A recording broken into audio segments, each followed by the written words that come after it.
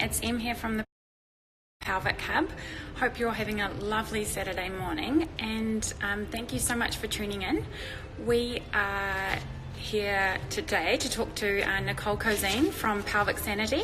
She is also the author of the Interstitial Cystits solution. She's a pelvic physiotherapist based in the US, and she is also the creator of the IC course at the prestigious Herman & Wallace in the US, which is pretty amazing. So hopefully, yep, here she is. It's awesome. So many questions.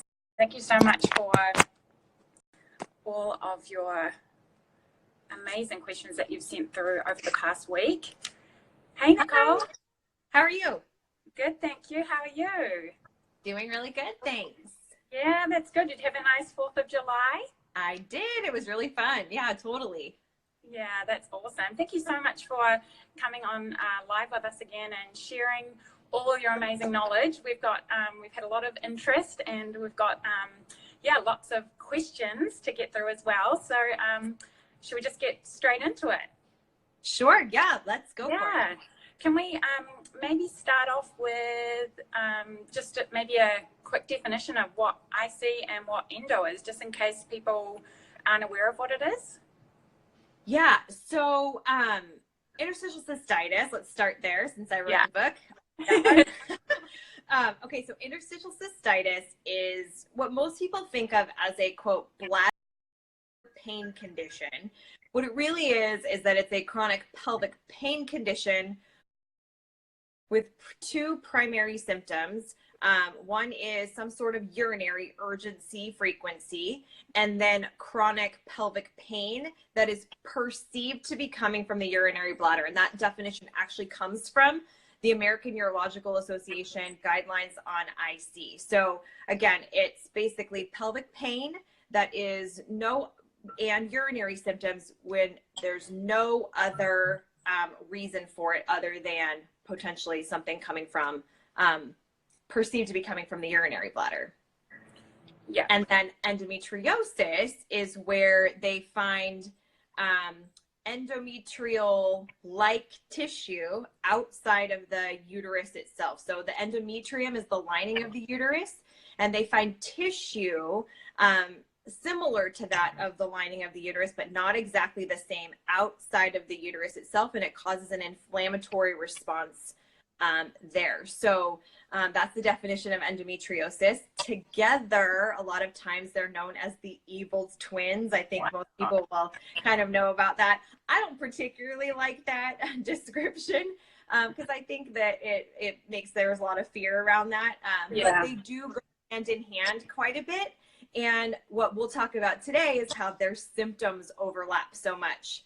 And so I think that that's a really important thing to talk about too. So so what do endo and IC in terms of the presentation of what symptoms people would be having? What are the commonalities between the two conditions? So actually the symptoms, if you actually look at a written down list of the symptoms of endometriosis and the symptoms of interstitial cystitis, a lot of them overlap a ton. So I'm going to run down the list that can be either IC or endo. So we can do painful urination, which people typically think is only interstitial cystitis, but people with endo without IC can have painful urination also. Painful periods. A lot of times we think of that as only an endo thing, but people with IC can also see a big, huge symptom fluctuation with interstitial cystitis as well. So painful intercourse is something that they both share. Low back pain, hip pain, really low suprapubic pain or pain right above the pubic bone. That's super common in both conditions. Back pain, I think I mentioned that. People can have hip pain, tailbone pain, irritated bowels. So a lot of GI upset with both of them.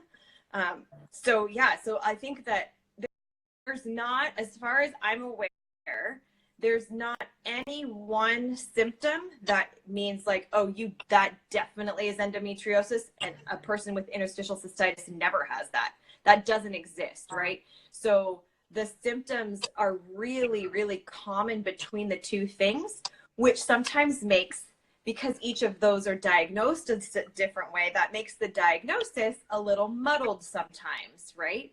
So, because when you have a certain amount of symptoms that overlap a ton, it seems like it could be one type of diagnosis, and then it would be another diagnosis a different day in a different set of symptoms. So it can be actually pretty confusing to physicians, especially if they're not used to dealing with people in this type of pelvic pain condition. So how do you, how are they diagnosed? How do you differentiate if one, if someone has one versus the other, or both? Right. So this is an excellent question. So really, they're actually relatively challenging, both of them, to diagnose. The real problem with both of them is that a lot of them are, so endometriosis technically can only be diagnosed through a laparoscopic surgery. So you can actually only technically diagnose endo if you have a skilled surgeon who knows how to recognize endometriosis, first of all. So not every single OBGYN can do this well, even though they might think they can. So in the United States, we strongly recommend, and really everywhere, we strongly recommend that if you're going in for a laparoscopic surgery to see if you have endometriosis, that it's done by an extremely skilled excision surgeon, meaning it's a surgeon that's trained to identify endometriosis and is trained and skilled in actually cutting it out and then testing it during the surgery, and then making sure yes, it is in fact endometriosis, and then being able to identify that and cut it all out in that one surgery. Okay. So that's how technically how endometriosis is diagnosed. Now, most people that have that diagnosis, or some people that have that diagnosis, don't always have that through surgery, right? So that's going to be somebody that has all of the symptoms of endometriosis, but they haven't actually gone in to have the surgery yet to see, but they so closely match the endometriosis symptom presentation that you just say, you probably have endo. Now, the diagnosis of interstitial cystitis is also a diagnosis considered of exclusion, meaning you have to rule out a bunch of other things. And if it's not a UTI, if it's not, bladder cancer, if it's not some other type of kidney disease problem, and you check off a lot of the boxes of interstitial cystitis, then you'll get a diagnosis of interstitial cystitis. One of the common myths is that you do not have to have a cystoscopy or a potassium sensitivity test or any actual diagnostic test, that it does not exist for IC. So anybody that's saying that, they found IC on a cystoscopy is actually a little bit incorrect. What they found is nothing on cystoscopy, and therefore you have interstitial cystitis. Does that make sense? Yeah.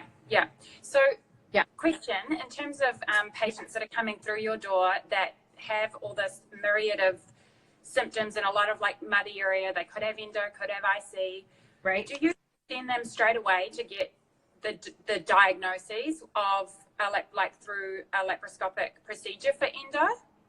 Yeah. So my personal opinion as a practitioner who deals with most of these things is that because the stage of endometriosis does not correlate with symptoms, right? Let me say that again. The stage of endometriosis, meaning you can have stage 1 endometriosis with terrible, terrible symptoms, and you can have stage 4 endometriosis with almost no symptoms, right? Because that is not correlated, usually if you're on the fence of whether you have IC or endo, or I don't really know, the diagnosis itself is not as important as maybe a physician would say it is, in my opinion. Yeah. Because really, at the end of the day, the treatment is very similar from a pelvic physio standpoint. So yes, we want to make sure that you get to the right physician for your problem, but a physio can also help you to decide what is just your pelvic symptoms, maybe because there's a common denominator of pelvic floor dysfunction, which Oh, we'll talk about in a second. How much is that contributing to your symptoms? And then we can sometimes tease out like, oh, actually my bladder symptoms went away.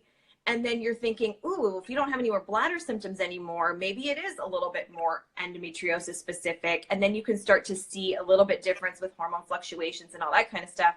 So you can kind of see. Now, if you already have a lot of skilled physicians in place, or you live in an area, I suggest that you do that concurrently, but you treat it sort of separately. Like there's no reason why you should wait to see a pelvic physio or a pelvic PT. Yeah. Because the diagnosis of endo or interstitial cystitis is not going to change a ton of what we're assessing. So I hope that makes sense. I'm not saying not go to your doctor or not try to find out like exactly what's going on, because medications can be helpful and different depending on what you have. Yeah. But I'm just saying, don't wait to get a diagnosis before you go to a pelvic physio, because we can start to deal with a lot of the symptoms of both conditions before we actually really have a definitive diagnosis.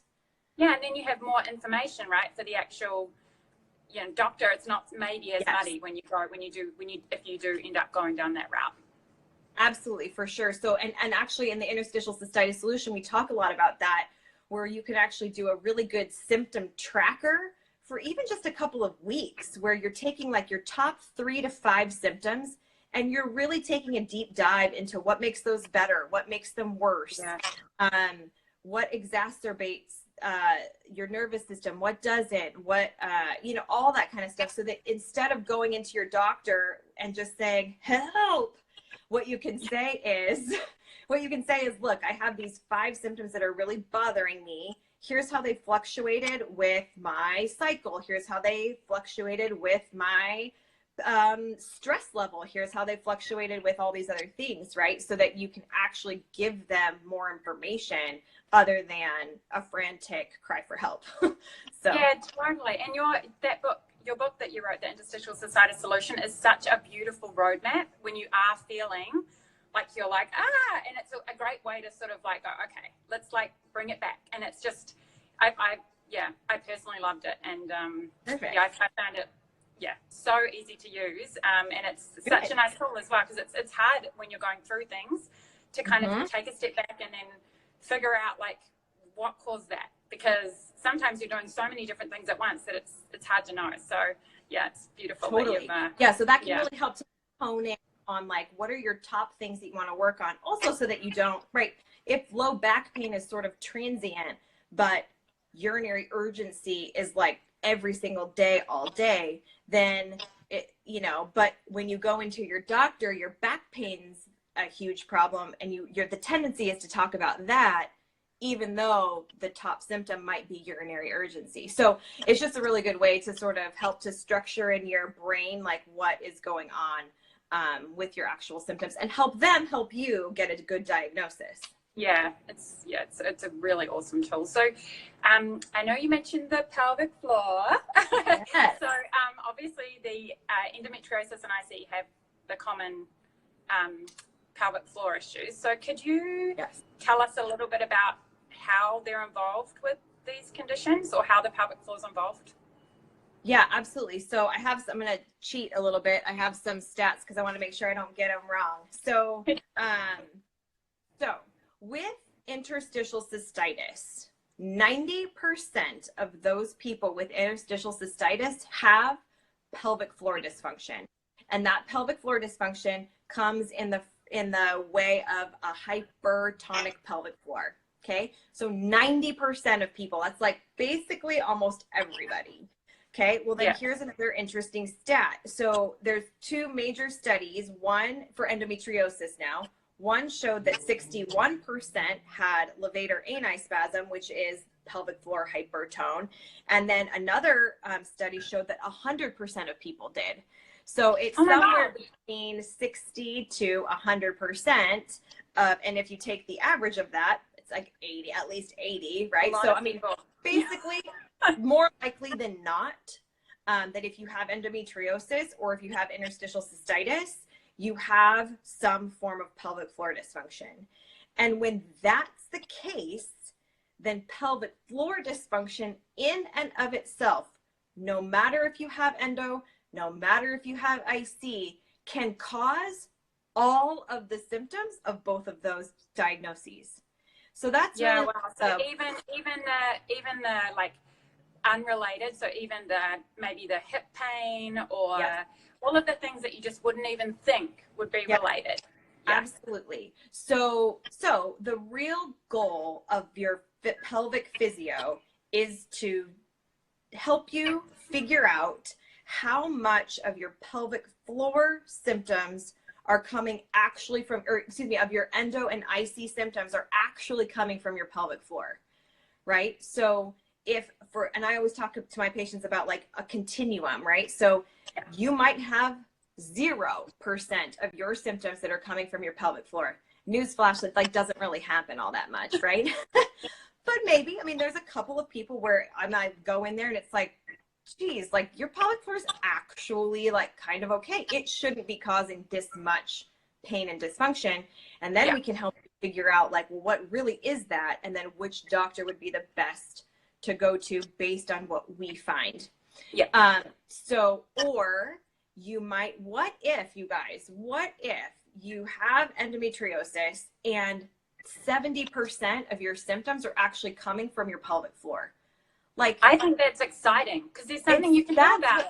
Right. So see, that's what I get like super stoked about when I'm treating here. It's like, I know it can seem super overwhelming, but like that's something we can do something about. You know? So and you don't need surgery for it. Right. So that's where sometimes like sometimes when people get real caught up in, ooh, what's my diagnosis? Well, I've been diagnosed with this and I don't have that. It's like I kind of don't care like what you have. What I care about helping you figure out is what your pelvic floor is, how much your pelvic floor is contributing to each of those conditions. And then we can start to really tease through all of that. And yes, the pelvic floor problems are 100% fixable. We just had somebody ask, so pelvic floor problems are curable. I wouldn't even say curable. I don't like the word cure because that to me that means that there's like a disease process going on. So that's not really what's happening. But yes, pelvic floor issues are usually 100% fixable or helped, or you can decrease the symptom. Fixable.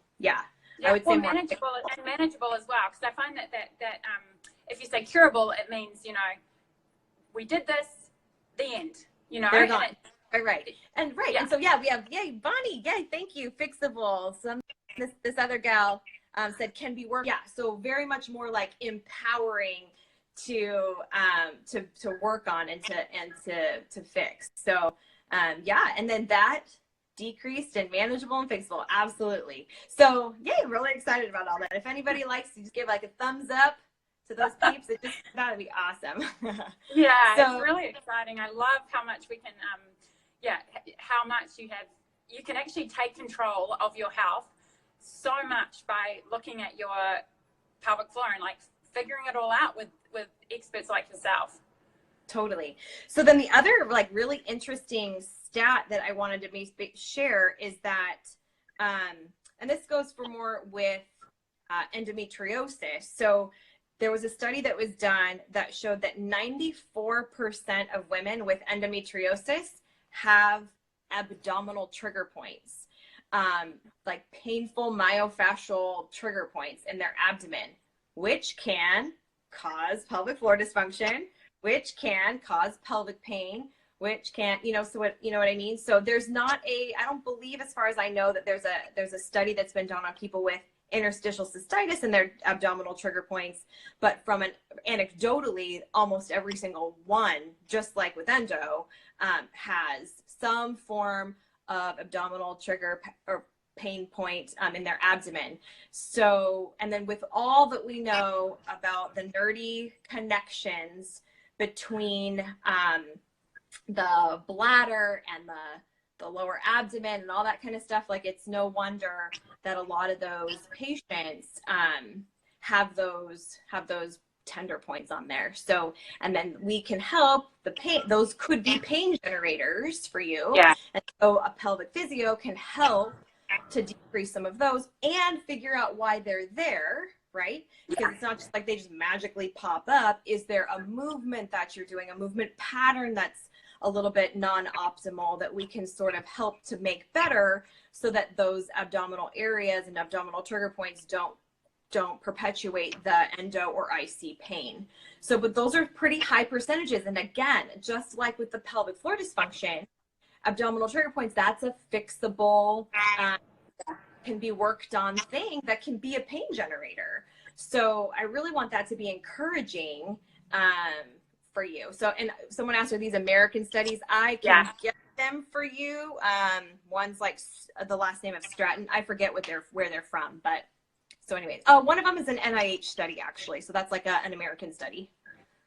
Yeah, cool. And so obviously there's all of these elements that can contribute to the pelvic floor, which we can manage from either a pelvic floor physio or maybe if you don't have access. So for example, in New Zealand, there's only, it's a bit more, the specialist pelvic floor physiotherapists are a little bit more spread out.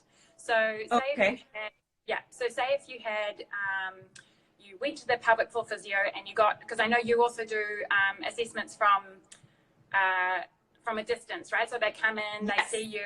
Yeah.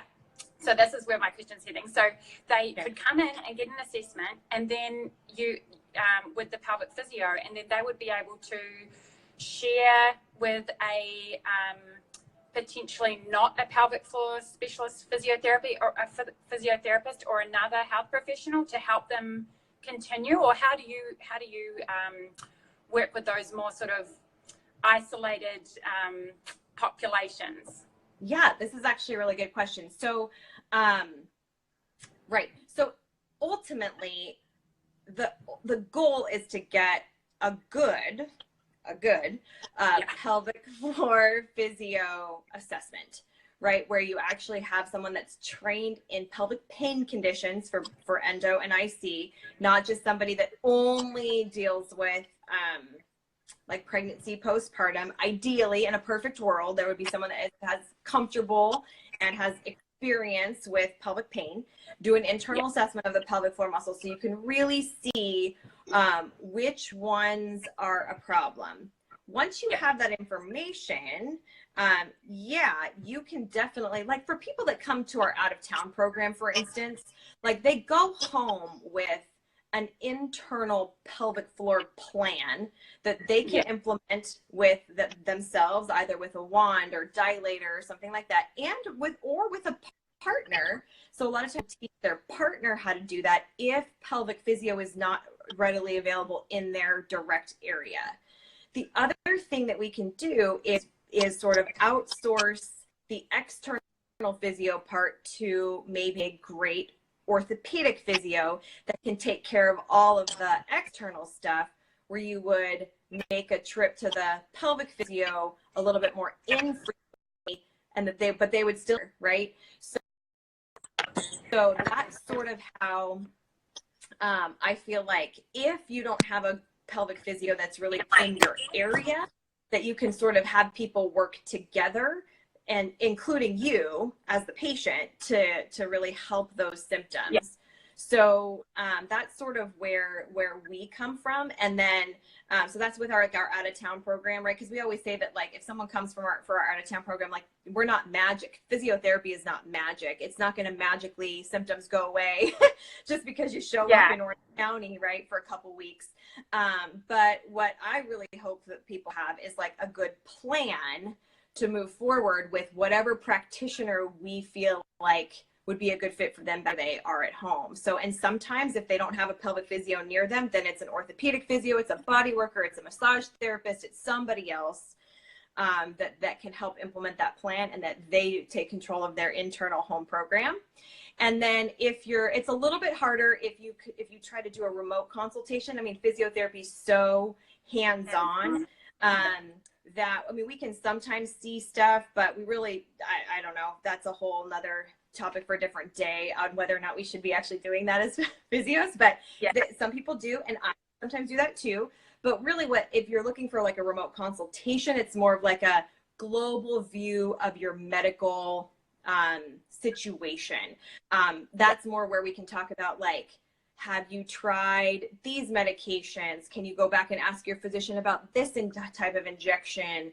What's your pelvic physio doing? Have they looked at A, B, C, D, E, F, G, right? Have you looked at all of these things, right? And a lot of times we can come back with really good help on, gosh, no one actually has looked at my tailbone, for instance, even though I had a bad fall on my tailbone a long time ago, and that could have predisposed a little bit of pelvic floor dysfunction. And now I have endometriosis, and now those things are now intertwined. So that's sort of how, like somewhere like a remote consultation for somebody that's really skilled in dealing with these chronic conditions can actually be helpful, because then you can take that information back to your physio and say, hey, can you take a look at my tailbone? This might be actually a problem. And then it's like, oh yeah, we didn't look at your tailbone because we didn't think it was important with endo, for instance. And it's like, yeah, it is though. So that's just like one example of how that would sort of work. Yeah, no, that's and that's again all around working as a team and kind of making and clear communication, and also it being, as the patient, kind of taking control of your own care, right, of your own health, and knowing sort of being your own sort of case manager and advocate. I think it's really important, because you are the glue that sticks all these amazing practitioners together when you find them. For sure. Yeah. And sometimes it's hard to be that glue, but you've got to keep trying, and you'll find ones that stick to you more easily than others, you know? So, that's that. We had a few questions actually, Nicole. So do you mind if I just maybe fire a few to you? Totally. So we covered obviously the how IC can have a big pelvic floor relationship with the pelvic floor. So, but I had a lovely lady, Jess, saying that she had read an article that pelvic floor exercises and pelvic physio actually can flare IC. So I'd love your thoughts on that. Okay. So this is, I think, and I've been in a lot of forums of pelvic pain, endometriosis, interstitial cystitis, and I think one of the bigger frustrating things for me as a pelvic physio to read is that, sometimes people are flaring, reporting that they're, I tried pelvic physio, but I couldn't tolerate it. I tried to do pelvic PT, but it hurt me so bad every time I didn't go back. Or I tried for 3 months and it didn't work. It just made me worse. And I always talk to my patients about this. Like, if you had a bad haircut, you wouldn't say, all haircuts, I'm never doing a haircut again. Haircuts don't work for me.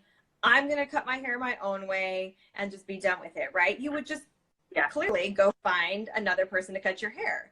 So pelvic physios are kind of the same way. Like, we're not all created equal, to be perfectly honest with you. We don't all have personalities that might gel with you. We don't all have the same skill set.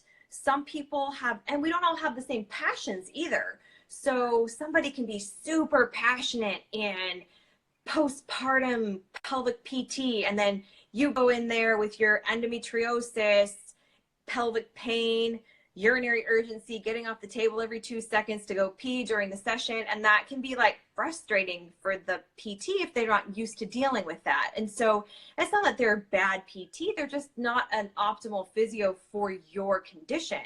And so I really encourage people to try, if you have any means at all, to try another one. Like, you have permission to do that. You have permission to go get a second opinion. You have permission to go and look for another pelvic physio that might have a different skill set. I mean, so I just hired my 4th physical therapist. So there's 5 physical therapists in our office. I can tell you that each one of us has a very, very distinct skill set. Yes, we all treat all things, but like I just referred someone to the other day that I evaluated, and I said, you know what? I think for your condition, you're going to do really well with Brittany, with Sharon, whoever. I said, I forget who I said that day. Maybe I even said Bonnie that day, right? So it's like, it just matters. It matters with your personality, what type of diagnosis you have, what skill set the PT has, like all of those things have to come together. And so I always say, like, if you flared with physio, then you need to go back and make sure you communicate that to your physio, first of all. And then also, if you continue to flare with that person, then I would encourage you, rather than just saying pelvic physio doesn't work, or it didn't work for me, that to go try another 1 or 2 or 3. I mean, sometimes the average person that comes to our clinic has seen almost 3 physical therapists before they find our clinic. So it's not just like one size fits all for us at all. It becomes a little bit more challenging if you don't actually have access to people and there's only one person in your area. But in that case, kind of going back to what we talked to before, I would even encourage even traveling a little bit, if that's possible for you, to a person that's a little bit more skilled, so you can take that treatment plan back to your physio that you're having a little bit of trouble with, and just try to communicate that and see if you can maybe help them on a different course. You know, at the end of the day, like, if anybody, as a physical therapist, if someone came to me with that, I would be like, sure, let's try it, especially if you're not getting better, right? So yeah, totally. And it's such a great learning opportunity for them. Like, it's not that, and it's not about us. And if somebody were to get really like offended by that, then they weren't the right fit for you anyways. So that I just want to encourage people to just try different practitioners if you have the ability to do that, because it's really important. It's hard to find a good person. So I think it is it's really tough, and sometimes it is. I mean, I know that normally it takes, you know, a number of years before you even get to a physio. So then you're sort of like, you know, but then you have to realize that, okay, this might not be the final, you know, win. I might need to just, exactly. Well, and then the other thing, let me talk about this for a second too. So should pelvic PT hurt? Should pelvic physio be painful? The answer overall should be no. Yeah. We should be able to be skilled enough as clinicians to figure out for your body a good way to get it to do what we need it to do. Most of the time, chill out, calm down, stop the spasming, stop the pain, without creating pain in the process. Now, I will say this with a caveat though. Sometimes that's really difficult when your nervous system is already upregulated and heightened. So sometimes flares happen, but when one does happen, your pelvic physio should be able to expect it, to help you through it, to not let it happen the same time, the same way a few times in a row. Right? Yeah. So sometimes I'll say, look, I don't like, let's say I do a session on somebody and I'm like, look, there's a possibility you might flare. If you do, you need to do A, B, and C, right? And it should go away within the next 24 to 36 hours. And then hopefully you'll feel better. So sometimes you have to ride that wave a little bit in order to come out the other side of it and see. But man, your pelvic physio should be anticipating that, if that is a thing, if that's a possibility, and should know exactly what to do and exactly how long it should last. And that's where I think the difference is. We shouldn't be, I'm like rarely surprised when someone flares up, right? And if that happens, then we have like a checklist of things that we need to be asking both the patient and ourselves about why that happened. But as a general rule, like you shouldn't be dreading coming to physical therapy because it's super painful, right? Yeah. So there's all different types of techniques that we can do, and we need to be we shouldn't be creating pain to get pain to go away. That's just not how the brain nervous system works. Although sometimes it happens, but again, we should just have a plan for that. So I'm not saying it should never hurt, and I'm not saying sometimes we accidentally get excited and then like really treat a lot of things, and then your body sort of freaks out afterwards and stuff. But there should always be a dialogue back and forth with your pelvic physio, and it definitely shouldn't be happening multiple times in a row without changing something up. Yeah, because flares can be, I guess, when you have such a kind of like a challenging layers of the conditions that you need to kind of work through. Flare can actually be feedback if it's used. Yeah, as long as it's not, repeated. You've got to learn from the feedback. A lot of times too, what I'll say is like, I'm looking for a change, not necessarily an improvement, right? So there's a difference between me making your pain completely go away versus, it was hurting over here. Now that doesn't hurt anymore. Now it's moved up towards my tailbone. So sometimes I feel like we're like helping you peel away layers of your little onion self, so that, we're getting to the core of what really is the that your body might not even know that that's a pain problem until we get rid of some of this other outer layers of those onions. And so that's where too, like we always say that we should be looking for a change in your symptoms after each therapy session. Sometimes that change can actually be worse before it gets better, but only in very big instances where we're actually anticipating that. So a good example of this, just so people can kind of put their brains around it, is that let's say you have interstitial cystitis and you have pain going down your legs, okay? Or endo and pain going down your legs, like nerve pain kind of a thing. So if I'm doing your assessment and I decide to treat, we usually like to treat from the bottom up. So if I decide to like really work on your hamstrings and find out the reason why that nerve pain is coming down the back of your leg, then what I might say to you afterwards is like, what I'm looking for is that the backs of your hamstrings or the backs of your legs will feel better today, but you might expect a little bit more pain up in your glutes, for instance, because we didn't work on that area, or now that pain has gone away, it's not as dispersed, it can be more concentrated. Like that sometimes is still a positive sign, even though it's not, even though it's like technically more pain. So, but again, it should be a calculated thing by your pelvic physio to know that that's what I worked on today and that's what we're doing. And I should give you strategies so that we can decrease that pain. It's not like good luck, like might as well deal with that.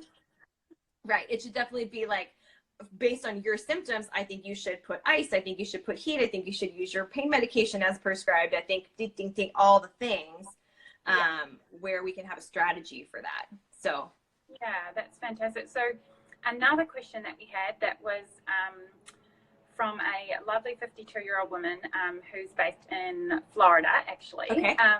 She has both Endo and IC, and she said that she barely has any bladder control at times.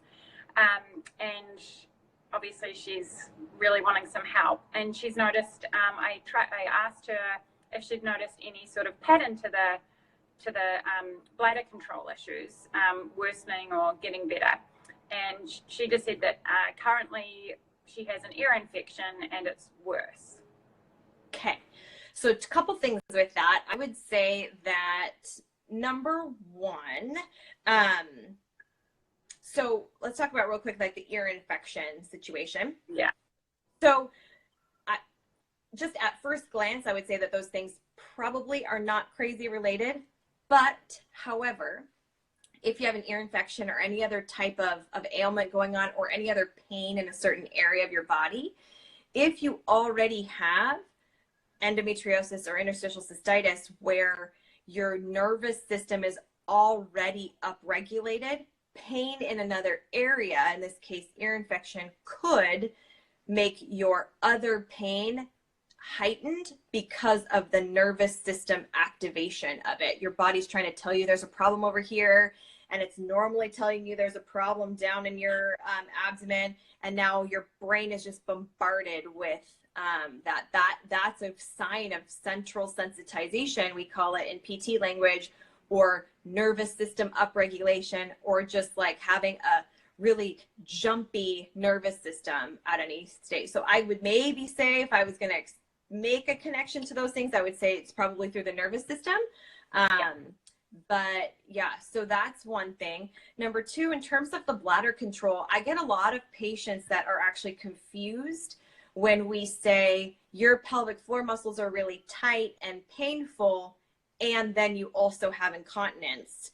Because a lot of times people, like, the assumption is that incontinence happens because your muscles are loose and floppy and they can't hold back urine, right? But the reality is both a very blah muscle and a very tight muscle can be not working properly. So there's an optimal length of your muscles that has to happen, and whether they're too tight or too long, they can still produce symptoms of pelvic floor dysfunction like incontinence. So in the case where somebody is in a chronic pelvic pain state and their muscles are already like this, and sometimes with IC, you can have a little bit of a spasticky type of bladder that's making pressure in your bladder go to get that urgency. If those pelvic floor muscles are trying so hard to stop the urine, but they don't have any like oomph, they don't have any range to do it, right? Then they're just going to fail right away. And so that's where sometimes you can actually have incontinence or loss of bladder control while at the same time your pelvic floor is real tight and hypertonic. So in that case, like sometimes if those people come into my office, I will tell them, look, your incontinence is going to be an issue for a while. Like that's one of the last things we'll fix. We need to work on getting your pelvic floor down to a more normal, and then we can sort of start to strengthen your pelvic floor after that. And so, but in the meantime, like your incontinence might not go away right away. And that's just something we're going to have to like deal with together for a little bit. Or sometimes the positive part of that is that sometimes it's not that your pelvic floor is actually weak. It just doesn't have any, it doesn't have optimal function. So we give it the length to do it. And all of a sudden it's like, oh, cool, I can work again. And it wasn't even weak in the first place, right? It was just in a bad position to do its job. So both things can happen. But your pelvic physio should be anticipating that kind of stuff and communicating with you what we expect to happen in the sessions. Yeah, because I know I've heard from a few women that sometimes, you have the tight, really, really tight pelvic floor with the incontinence, and then you down train your pelvic floor and you get, some internal release and you're working really hard on it, and they sometimes notice that, it hasn't gone away, or sometimes it might get a little bit worse, but it's if they kind of keep going, it's sort of just path of the cause, and then they notice a big improvement. It's just a little bit scary when you think this is meant to be getting better. Right. Yeah. Like, what's going on? What are you doing to me? You're right. Which is why the communication is so important, number one. But it's also important, for us pelvic PTs to know that might happen, so we can communicate with that to you, So that's where I feel like a lot, that's where I get really frustrated. It's like, it might not be that, it might just be that the pelvic PT isn't communicating that to you very well, that's what they're anticipating. Or they might not know.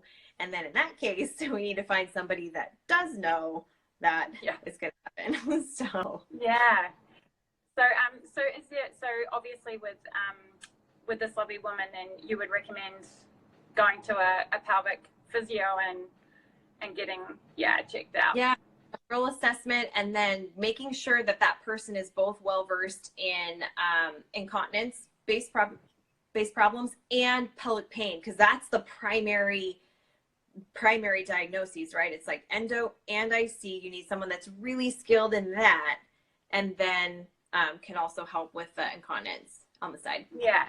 So we just have one other question, and I guess it's more to do with the doctors that people are coming across, but I would say it kind of happens obviously with any healthcare professional. So the lovely Lauren has asked, she's finding it quite hard, and she asked if you had any tips around how to deal with, we'll just say, she said doctors, but just in general health practitioners who don't fully understand endo. Right. So, and I don't know where Lauren is from, whether she's from the United States or whether she's from Australia or New Zealand, but we have that problem worldwide, where there are certain physicians that we would like to think know more about the condition than they actually know. We run into that all the time with people with interstitial cystitis. And really endometriosis, right?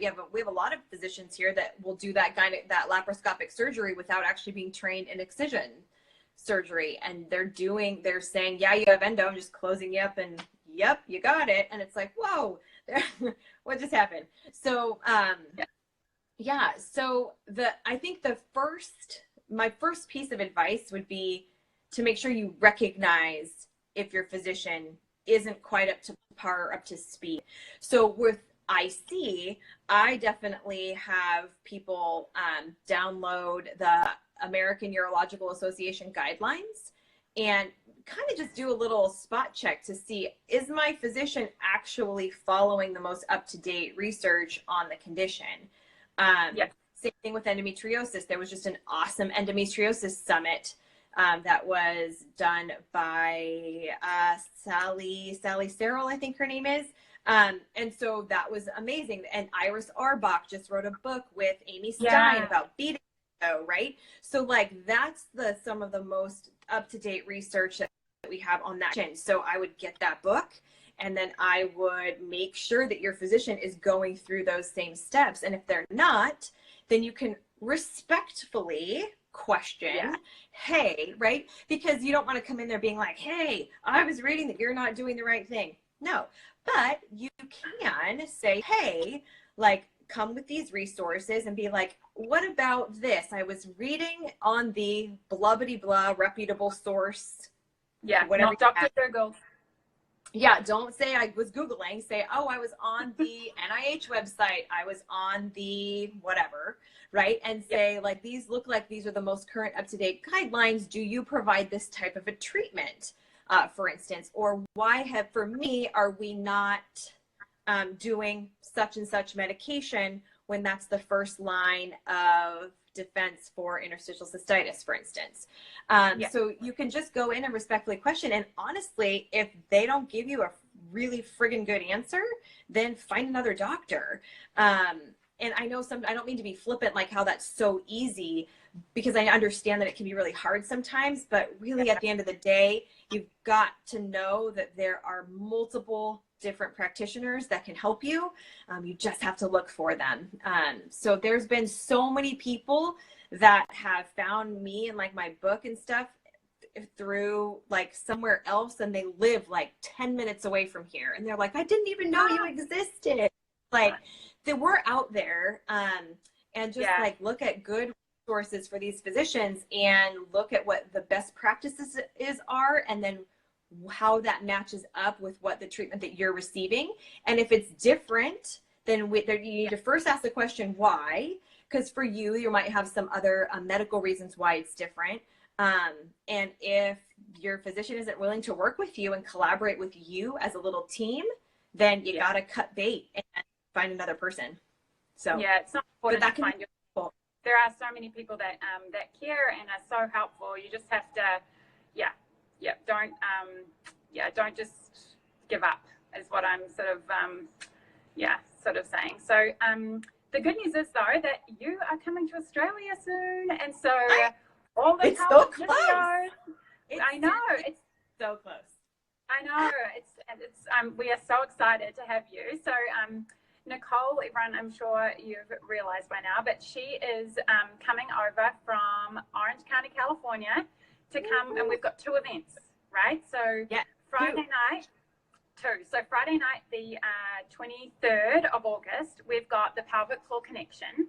It's going to be at the beautiful Osana Healthcare in Cremorne, and it is for anyone who wants to know more about the pelvic floor. So GPs, personal trainers, Pilates instructors, anyone. And Nicole is going to talk about the pelvic floor ortho connection and how we can work together as this holistic team to get optimal patient outcomes. So is there anything else you want to add on the Friday night, except it's going to be amazing? No, but I think that it kind of dovetails exactly what we were talking about here, right? Like there should be a little quarterback to your medical team. And so, and we feel like, we might be a little bit biased because we're pelvic physios, but really frankly, we're seeing people the most often for the most amount of time. Like I see people once or twice a week for an hour. That's a lot of time. So we have a lot of information to help guide your other practitioners in each of their specialties. And so we're really just going to talk about how we best collaborate that, how we best screen for other pelvic floor conditions in each of those disciplines, and how we can cross-refer, again, to have the best patient outcomes for people with any type of pelvic floor dysfunction. So it's going to be really exciting. I'm super excited for Friday. It's going to be so fun, and you will leave with Nicole's research-backed screening protocol as well, so you can pick up more easily. Even if you are a GP and you've only got 15 minutes, like you can get you get your patients to fill this out, and it might flag something that you might have normally missed or not had time to chat about. So so I think it'll be super helpful and fun. And then we have our 2-day pelvic floor physio course, which is that weekend. So it's the 24th and 25th of August in Sydney, and we've only got 1 or 2 spots left. It's really exciting. There's only going to be 18 spots because we want you to have lots of time with Nicole and lots of hands-on and basically we want you to get everything that you need out of the course. So Nicole, do you want to just go over what you're going to be going through with them in the weekend? Yeah. So the focus of that 2-day course is going to be interstitial cystitis, and we're going to take a deep dive into the most current research about the condition, what is outdated, what's not. We're going to bust a lot of interstitial cystitis myths in that.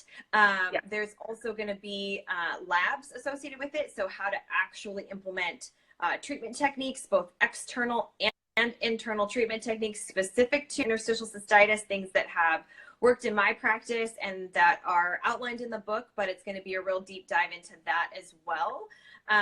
And then we're going to just talk about how to best provide patient care to someone with IC or someone that we think might have IC. That's another area of people. So even if you don't like specialize in treating IC, you really get a lot out of it because it's anybody that has like urgency frequency syndrome, urethral syndrome, and how we differentiate our treatments for those patients versus IC patients. And so it's going to be a really great learning time. And I'm really excited to meet everybody over there and just work with everyone. So cool. I can't wait. We've got an amazing venue too, and it's it's going to be so much fun. The people that have signed up are we've got such a range of experiences and from all different places in Australia too, so it's really exciting. Tailor it to make sure that if you have 0 experience, it's still going to be valuable, and if you have 15 plus years of experience, you'll still get something. You'll still get something out of it for sure. So I'll make sure of that. I know, Jessica, we need to bring Nicole over to Perth. That is definitely on our radar. So we haven't forgotten about you over in WA. Don't worry. But you can come over to Sydney. But right? We promise it's on the radar. So welcome there. It's a pretty cool place. So and it's yeah, it's really fun. So, well, thank you so much for spending your Friday evening with us. We really appreciate it. No problem. Yeah, so informative, and I hope you guys have all loved learning from Nicole. And you can buy Nicole's book as well. There's a link through my website at thepelvichub.com. It's also available in Australia and New Zealand on Fishpond. So, because it doesn't ship out of the US. So, just in case you want to have a look at her book. And hopefully we'll see some of you or some of your GPs or any of your health practitioners